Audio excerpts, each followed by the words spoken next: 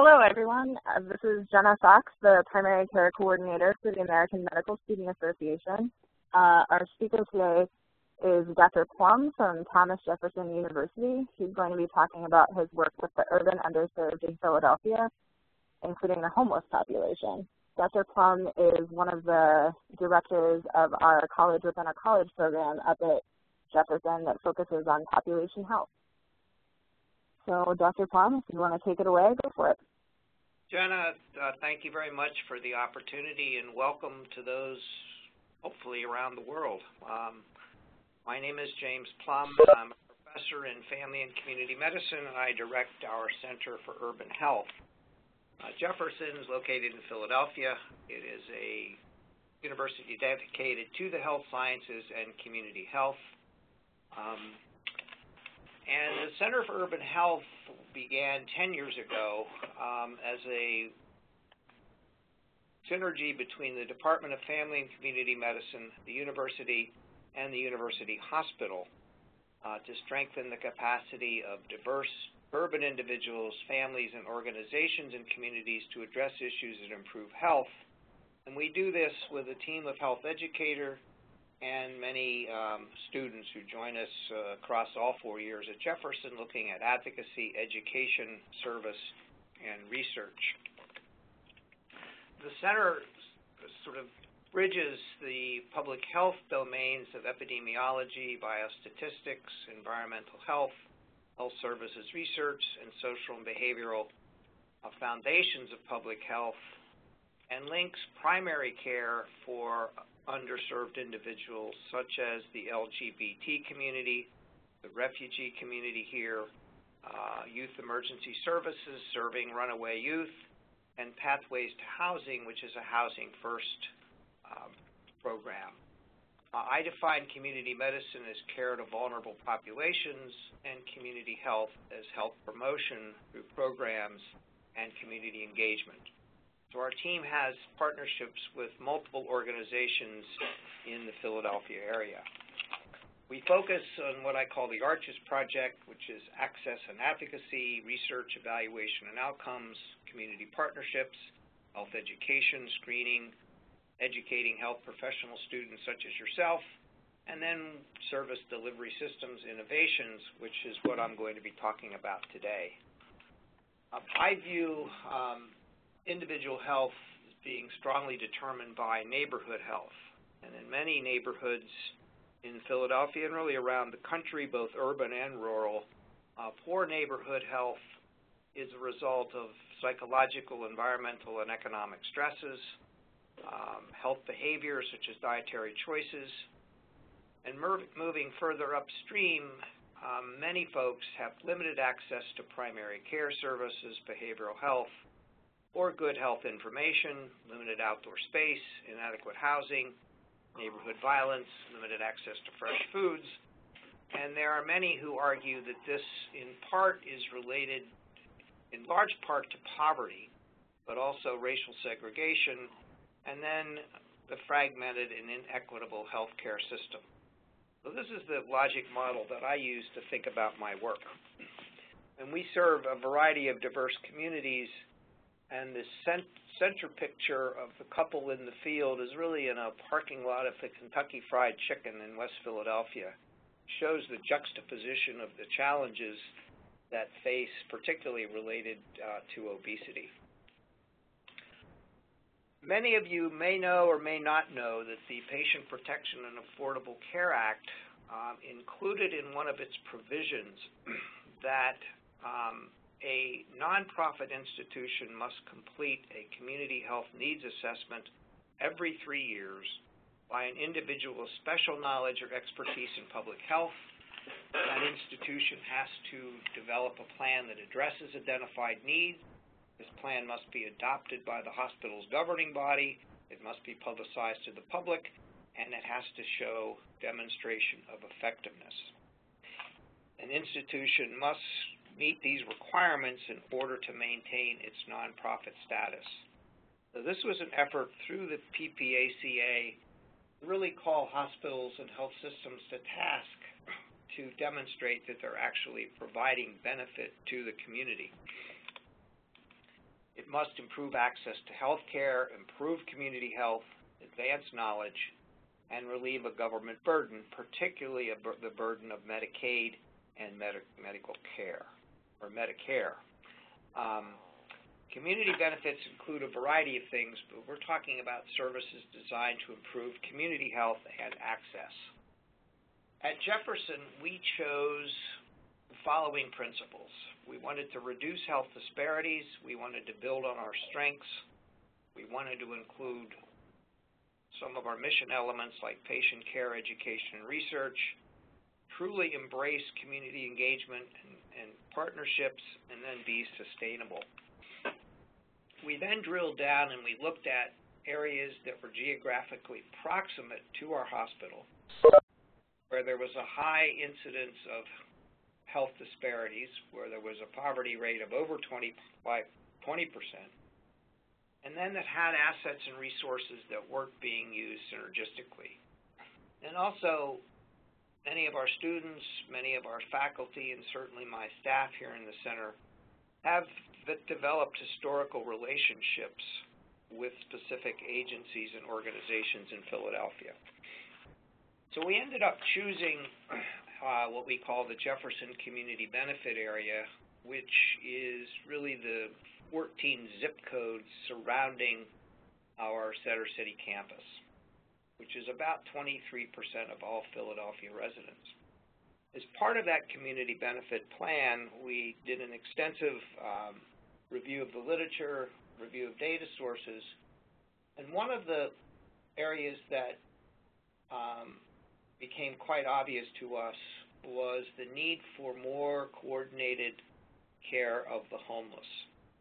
But what I wanted to talk about today was Jefferson's approach through the years, particularly led by students in providing services to a special population of homeless, and try and close the gap between what the public practitioners and what scientific and policy assessments have found. So we're really looking at the sweet spot, which is that A, where the community has the greatest potential for mobilizing resources and action.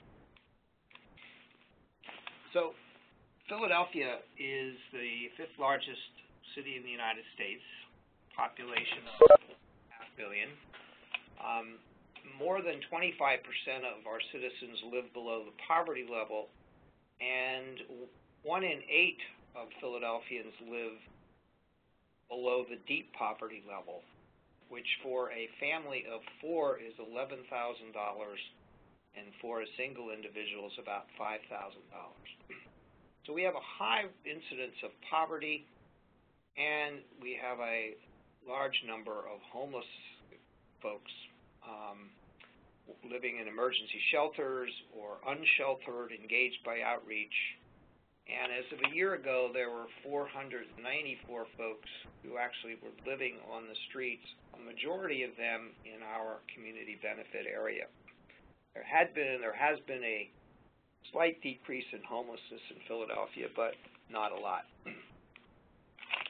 The 100,000 Homes campaign was a national initiative, maybe done in cities where you are studying, that looked at what were the needs, what were the issues of individuals. And over the course of a year in the United States, folks were able to reach about 100,000 people.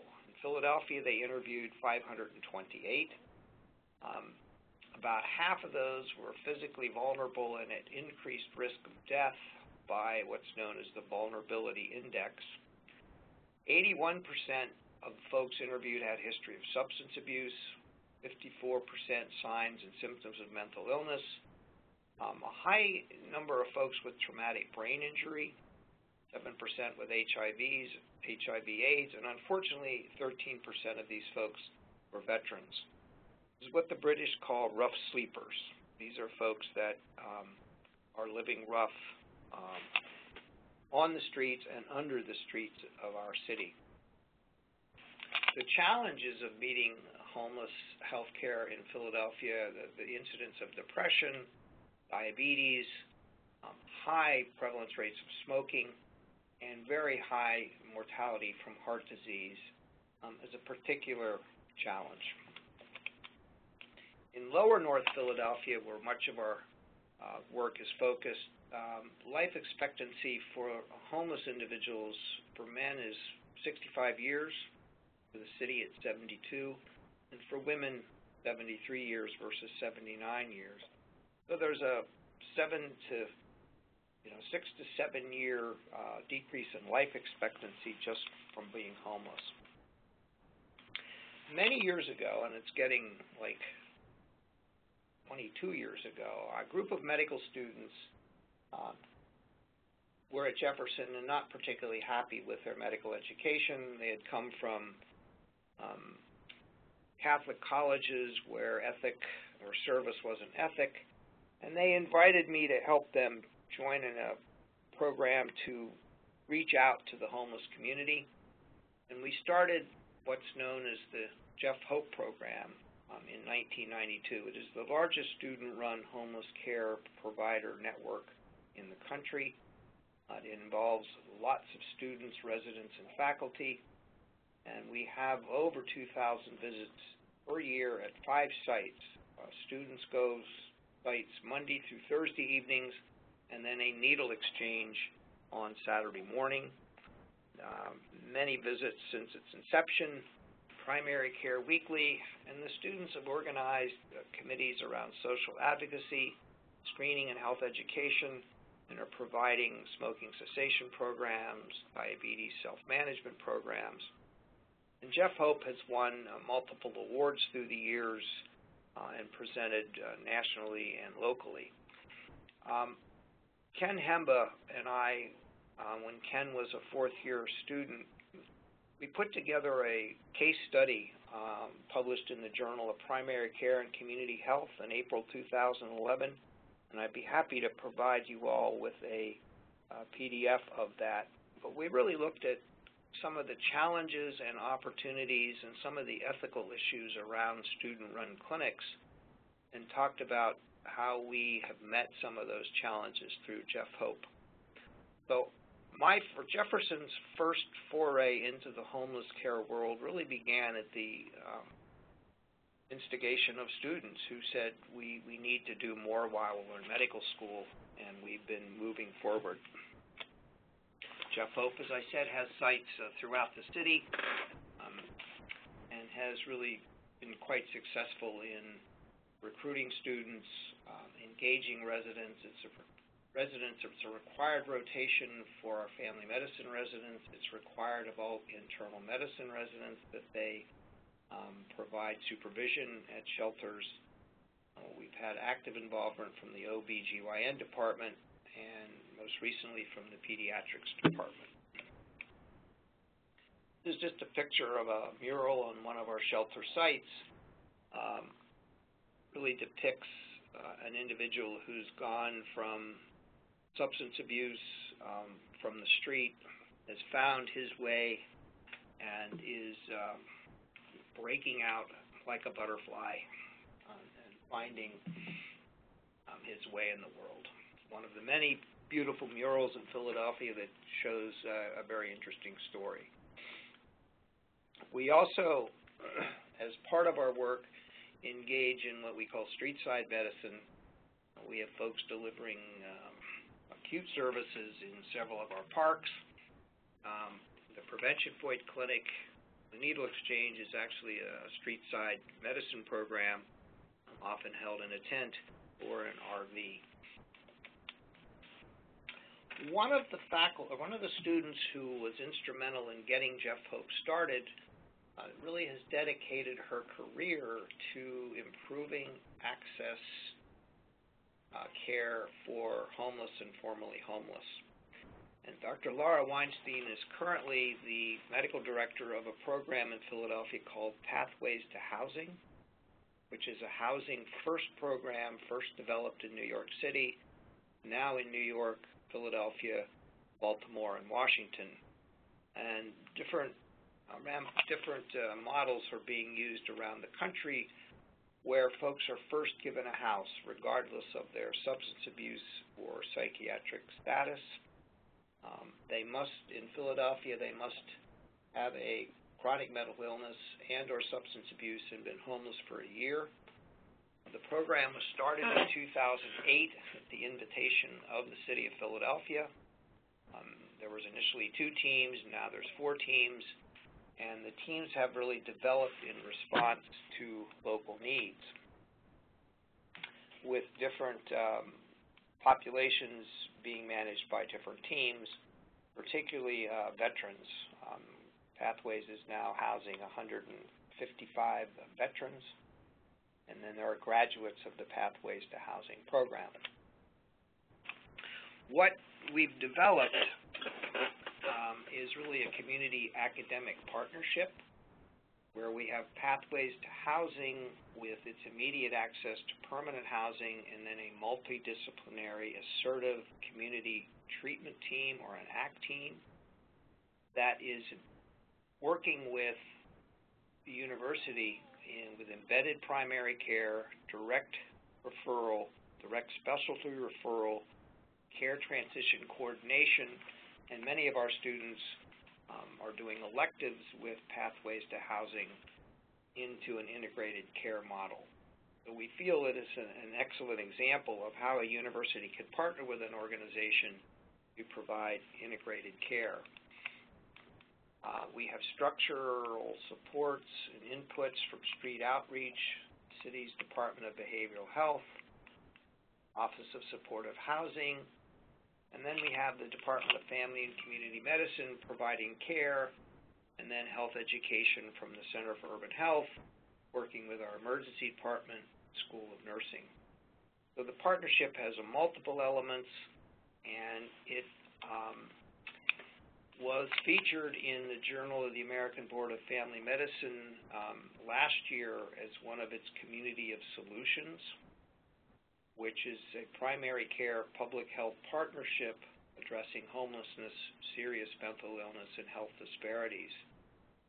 It is a community of solution. Multiple measures provide preliminary evidence that this model is feasible and can address what the Journal of the American Board of Family Medicine called a grand challenges of integrating community health services. Again, this article I'd be happy to share with any of you on the call or in reviewing the webinar. I can send you a PDF. But what we really looked at were the essential public health services and how does Pathways meet those public health essential services, such as monitoring health status, diagnosing and investigating health problems, informing, educating, and empowering folks, mobilizing community partnerships, developing policies that support community health efforts. And you can see on the right-hand column those things that Pathways is doing. Again, the additional essential public health services. Many of you have heard or may be working in a patient-centered medical home, which really looks at elements such as whole person orientation, care coordination and integration, safety and quality, personal behavior, enhanced access, continuity of care, really increasing capacity and accountability for the work that we're doing. So many of you may have had rotations in centers that call themselves patient-centered medical home. I would like to expand the notion of a medical home into a new term, which has been developed and coined by the Prevention Institute in California, called the Community-Centered Health Home. That is the defining attribute of a community-centered health home is active involvement in community advocacy and systems change. We recognize that factors outside of the healthcare system affect patients' health outcomes, and those working in a community-centered health home are actively participating in trying to improve those factors, the factors really being the social determinants of health, such as food security, housing, education, job training, so forth. So the community-centered health home looks at data, looks at social, economic, and community conditions, and our community health needs assessment conducted with the community benefit program really looked at aggregating symptoms and diagnosis and prevalence data. We looked systematically at trends over the last several years and then identified priorities and strategies. And then implementing, advocating for policies, mobilizing patient populations, strengthening partnerships, and establishing model organizational practices within health institutions. And what I'd like to share with you is one, I think, of a model organizational practice where a health institution is a key partner. So I like to think of the community-centered health home as really an extension of the idea, taking the components of the primary care medical home and then working with partners who are addressing the social determinants of health. Until we do that, we're not going to move the needle much on reducing disparities or improving the life expectancies, particularly of vulnerable individuals such as the homeless.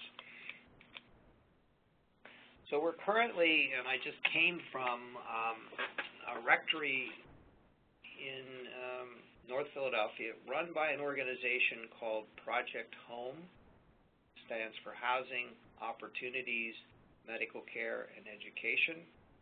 Project H.O.M.E was one of our first partners when we began H.O.P.E in the mid-90s, and we've been providing primary care services in a neighborhood in the rectory for the last 18 or 19 years. Project H.O.M.E provides a whole host, a variety of services such as after-school education, health education, job training, affordable housing, food pantry, and job training. So we're able to see folks within our clinic, but also to refer them to other services that will impact their health. Project H.O.M.E has recently designated a new access point and is currently a federally qualified health center where our faculty, residents, and students are providing primary care services subcontracted to Project H.O.M.E. We have integrated services with a North Philly walking neighborhood. We're instituting dental care, physical therapy, an on-site pharmacy service, medical legal clinic, community-based mental health care with peer counselors. We have Jefferson Primary Care, and we're also linking the street outreach program where folks are visited under bridges or in the bushes or in our parks, and if they're willing, come to St. Elizabeth Clinic for an evaluation.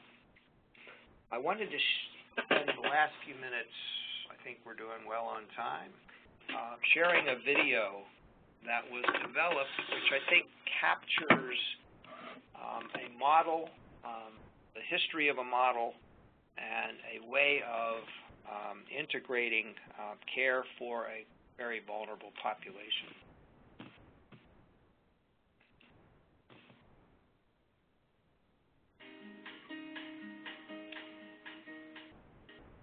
People need a healthy neighborhood. They need a place where they can go to address their health concerns, where they can define their goals, where they can get support in becoming the healthiest person they can be.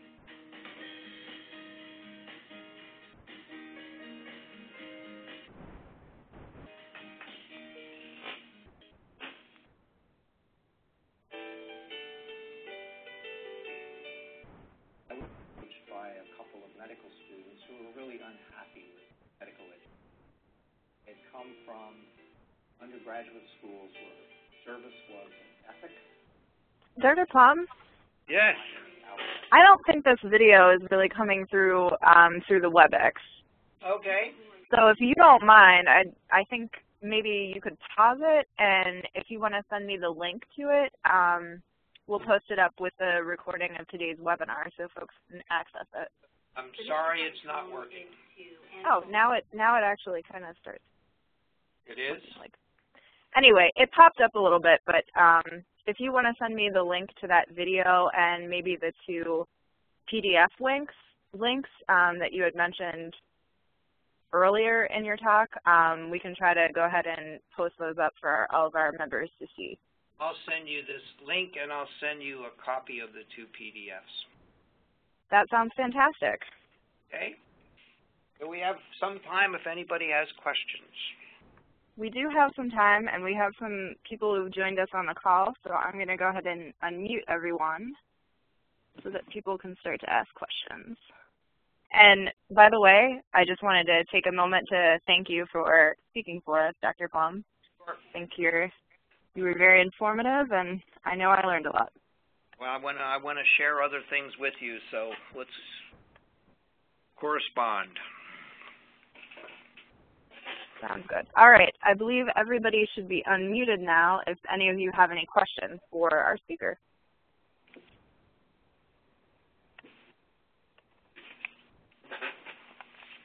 If not, I can go ahead and start us out. So, Dr. Plumb, could you speak for a minute or two about how having gotten an MPH has helped you in your career as a primary care physician? I would suspect that some of the people who will be viewing this webinar are considering doing that. Can you hear me? Yes. Yes. That's a great question, and I get that question often. I think certainly when I was in medical school, which was a while ago, but I teach a lot of medical students now, and I don't see a lot changing. We really did not learn, and still we're not teaching about the social and behavioral foundations of public health or health.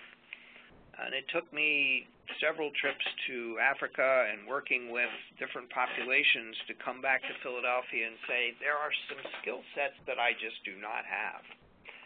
I didn't know a lot about health services research. I knew very little about epidemiology. I didn't learn anything about motivational interviewing or model behavior changes.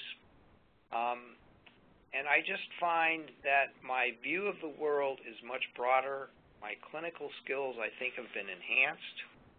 My job opportunities have been plenty. It's a complement to medical education. I know it's a challenge taking a year off or 2 years, taking on extra debt.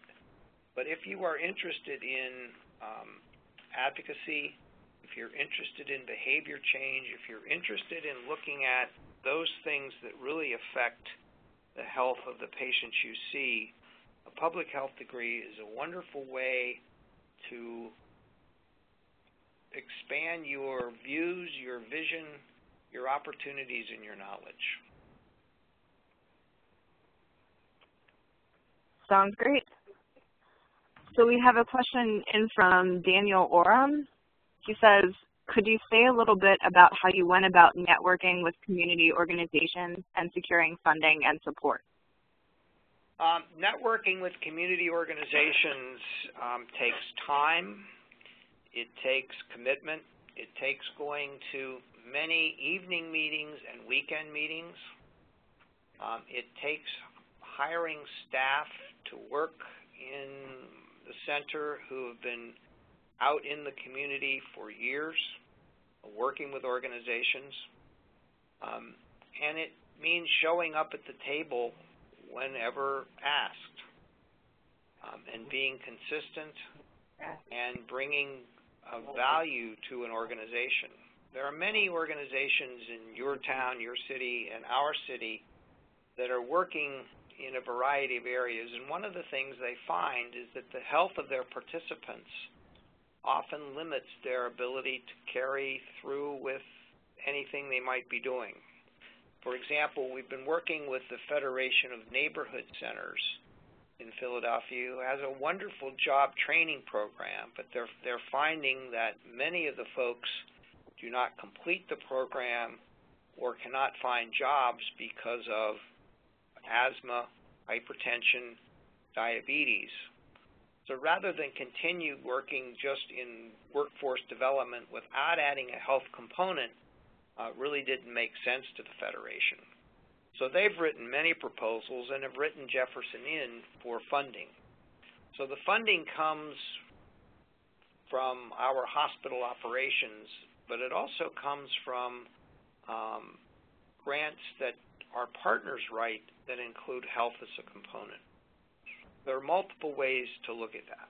We've received several Pennsylvania State Department of Health grants that have really been focusing on disparities in Philadelphia and how we might address them by working with particularly churches, with beauty salons, barber shops, and one of our more successful programs really sent health educators out into automotive body repair shops where lots of people hang out. It's not your typical partnership, but we had folks going out weekly, meeting with men on Saturdays and just having discussions about their cars, but also about their bodies and their health.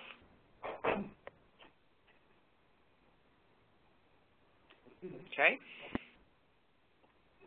Sounds great. Thank you, Dr. Plumb. Are there any other questions from any of the live audience? That was actually in response to my question. Were you answering that? Yeah. Oh. Yeah, we don't have audio really accessible for asking questions. It sounds like somebody's trying to talk, but I can't quite make it out.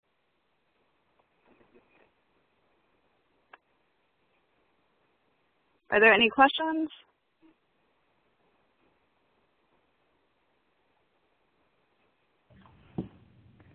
I had a question, Dr. Plumb.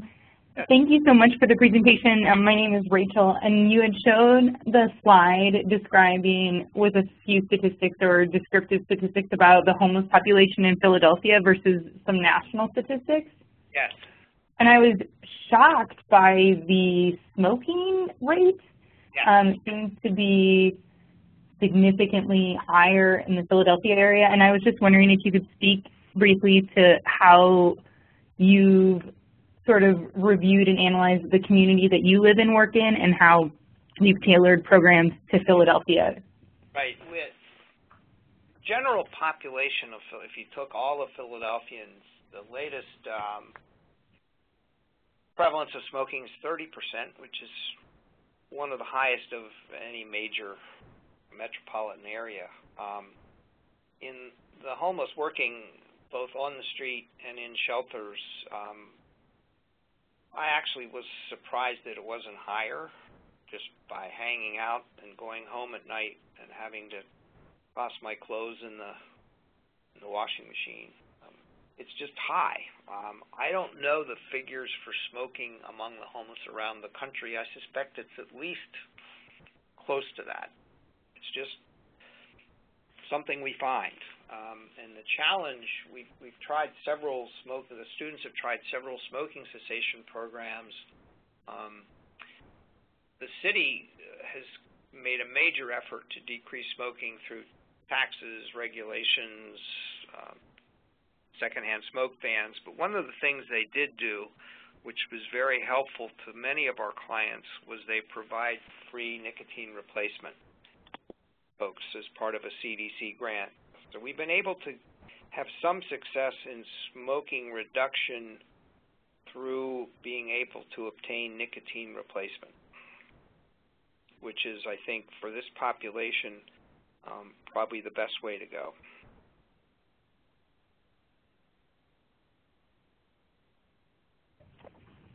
Great, thank you. Any other questions from the audience? This is Rachel. I did have another question. Dr. Plumb, as you've been working in primary care for a number of years, I was just wondering if you could speak to what keeps driving you to continue working in the field, and how you sort of dissuade burnout, considering that these are like chronic issues that require long-term solutions? I don't know what Myers-Briggs type I am, but there's something to not being particularly satisfied with the status quo. I've always, Newt Gingrich said, if you're not in the outer circle, you're just taking up space. So I just get up and I think, you know, we could do things better. I need help doing it. I have some interests and some little bit of expertise to help others solve problems, and not realizing that the medical system and my individual administrations are okay and do a pretty good job. But the challenges folks have, if we don't work in concert with others, we're not going to make a lot of difference. I really enjoy working with organizations that bring a passion to their work, whether it's workforce development or affordable housing, and learning from them. Sometimes I get a tad jaded by the business side of the health system. The community benefit work is certainly being recognized more by our senior leadership, in part because of the IRS regulations, but I think they're beginning to realize that population health management really requires thinking outside of the traditional care system.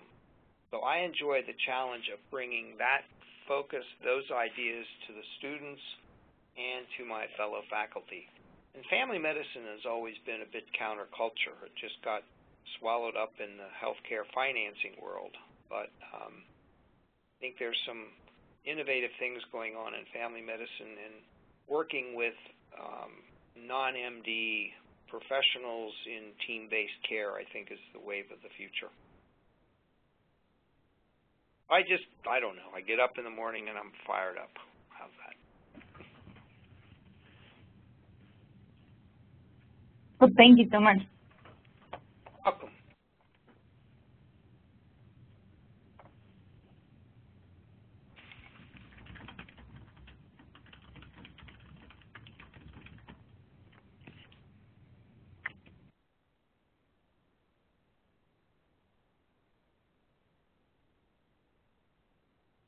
Jenna? Did we lose Jenna?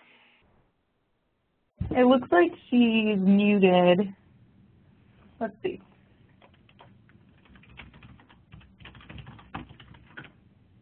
All right. Sorry about that. I was muted there for a second, and I'm not sure how that happened.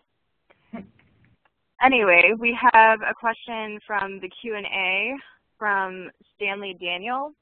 He says, upon implementing the center outreach to the patient community, what kind of feedback have you directly received from this cared population? Are there ongoing concerns that can be addressed better? I think there are ongoing concerns around psychiatric care. Still a challenge. There are ongoing concerns about getting timely specialty care. And I think I have concerns about attitudes of our staff, whether it's in offices or emergency rooms, about particularly the homeless and whether it's really worth the effort. I just got a text message from one of the residents who saw a patient with me this morning who has about 50 problems, but I think we can help sort that out because we listened a while, we sort of went into his space and listened to his concerns and sort of prioritized what made sense, but what made sense to him. And his particular concern is a rash. Our particular concern is he's got hepatomegaly and a variety of things, but we'll get there with him, but we'll treat his rash. So the challenge is being open and helping folks navigate the system, which sometimes is sometimes quite frightful for the best of us, and even more frightful for those who have mental illness or who have been treated poorly in the past. Thank you. Are there any other final questions for Dr. Plumb from anyone in the audience? I'm not seeing any here so far. But again, Dr. Plumb, thank you so much for joining us today and talking with us. I'd like everybody to look at the YouTube that couldn't show, but I think we're all proud of it. Excellent. So we will post, along with this recording, the 2 articles.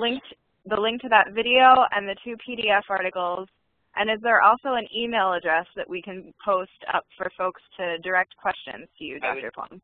I'd be happy to take questions at james.plumb, P-L-U-M-B, B in the end like boy, at jefferson.edu.